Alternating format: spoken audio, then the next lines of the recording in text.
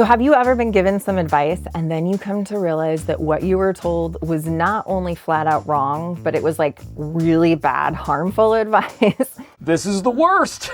After 7 years of living this RV lifestyle, we've seen over and over again where people who maybe just haven't lived the RV life for very long, or maybe people who are good intentioned but just never really lived or own an RV, offer advice and tips. And where we see this a lot is in Facebook groups. But a lot of this advice is not only bad, it's actually harmful to RVs and RVers. And in this video, we're gonna talk about some bad advice that we've seen offered up, and you're gonna wanna watch this video till the end because you literally might be killing your RV following some of this advice and not even know it. So you're gonna wanna stay tuned.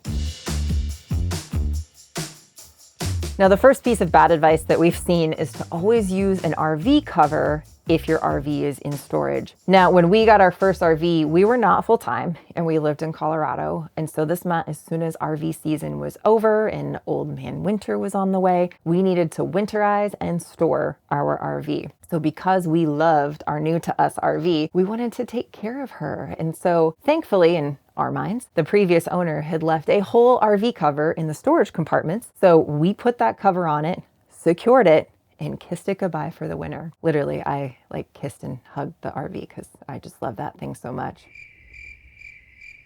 Now, we learned within a few weeks, the RV covers can do more harm than good if that cover is not properly secured, which we thought we had ours pretty dang secure, but with some of the wind that can come up, especially in Colorado, it will start flapping and it can damage that RV finish. Now, covers can also trap moisture, which can lead to mold and mildew growth. And when we came back to our RV to check on her a few weeks later, that cover was shredded, half lying on the ground. And I was just really thankful that we didn't purchase that it came with it. And well, we just never used a cover again. Now, the only exception I will mention is covers for the tires. We do use these when we're parked for an extended period of time. And that is just because UV rays can break down the rubber compounds in tires, causing them to lose that elasticity, and then they become brittle. And this is where dry rot comes in, which of course can lead to cracks in sidewalls and between the tread blocks. It's just a whole thing you don't want to have going on. So the only exception with a cover is on those tires, which we do use that to protect them from the sun.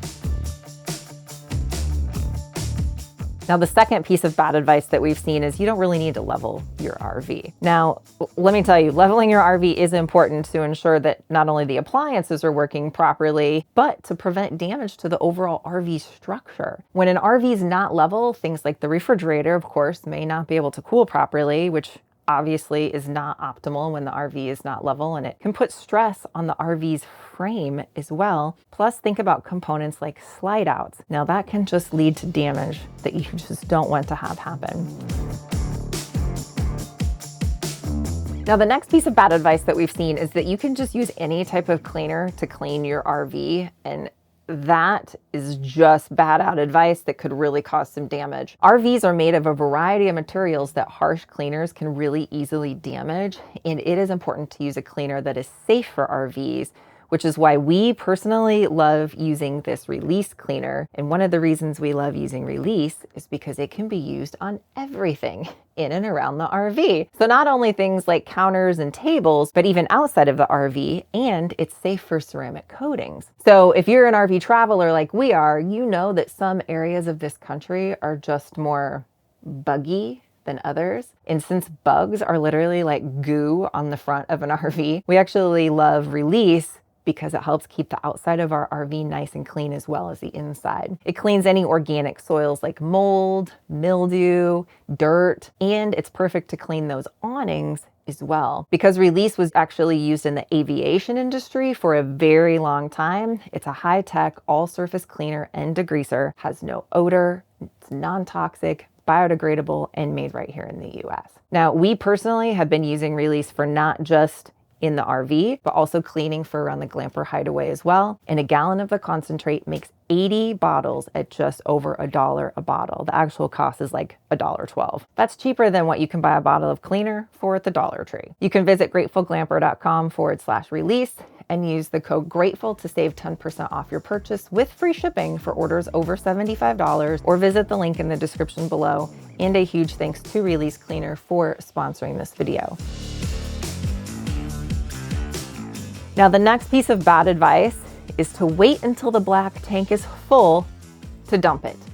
Now, you don't want to do this, and this is why. Waiting until the tank is full to dump can actually cause overflow, especially if you are like us, where maybe you just happen to have more than one person in the RV. Somebody doesn't understand that the black tank is full, it needs to be dumped, and they use the toilet and it causes an overflow situation. So instead, you want to dump the tank when the sensors indicate it's about 3/4 full or 75% full. Now, another thing that we see a lot of people talk about that is just bad advice when it comes to black tanks is adding something like dishwasher detergent or Dawn to the black tank, or worse yet, using bleach or vinegar. Now, these products are not necessary for cleaning RV tanks, and some products like bleach and vinegar can actually damage tank and toilet seals, and that's just bad news bears. So this also goes for using a plastic bristle brush to clean the toilet. You want to make sure that you're using a silicone tipped brush to avoid damaging those toilet seals. Ask us how we know.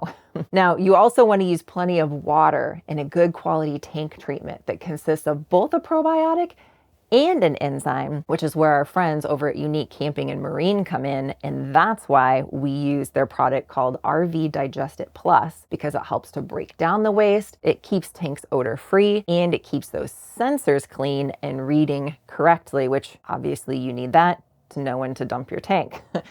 Oh, and all of this means really clog-free tanks. And we can't tell you how many times we've seen RVers that have actually had issues with clogs when they don't use enough water. So did I mention make sure you use enough water? It's super important. Use a lot of water and the Digest It Plus, and your tank will stay clog-free. And if you feel like your tank does need a deep clean, this is where we like using the product called Clean It from our friends at Unique Camping and Marine. And we have partnered with them for a 15% discount. And you can visit gratefulglamper.com/unique. I'll also put that link in the description below for you as well.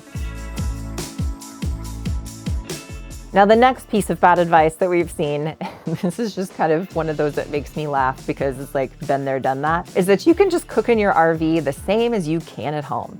Now, this is kind of like a true-false sort of thing, both true and false, because something to remember is that RVs are not large spaces, and ventilation needs to be taken into consideration. When we first started living RV life, I set off the smoke detector nearly every time I cooked in the RV, regardless of what I was cooking. And when you're cooking in an RV, to avoid unwanted smells, you either need to make sure that you're opening the roof vent and a window, running the fan, or using an appliance like a portable hood fan to get rid of those cooking fumes. So you definitely have to adjust some things when you're cooking in an RV that you don't have to usually worry about in a sticks and bricks house. Now, the next thing that we have seen that's horrible advice is you don't need a generator. You can just run your appliances off the battery. You can just boondock to your heart's content. You don't need all of these extra things. Now, unless you have a large bank of lithium batteries and a solar panel setup, relying solely on battery power, just trust us, it's not going to be sufficient for extended periods of use. And when I say extended period, it's probably not as extended as you're thinking. I mean, think of a situation like one overnight stop. You've had a good night's rest, hopefully, and you want to make some coffee in the morning. And that's probably about all the power you're going to get before your batteries are toasted, because regular AGM or lead acid batteries can't be drained lower than that 50 to 60%. So in reality, you're only getting about half of the available power that's in a traditional battery bank. You will need a generator if you plan on doing any sort of boondocking if you do not have lithium and solar. I can tell you firsthand that even having a fairly decent sized solar and lithium setup, no sun means no charge. So having a generator as a backup when there are several cloudy or rainy days is still a good idea.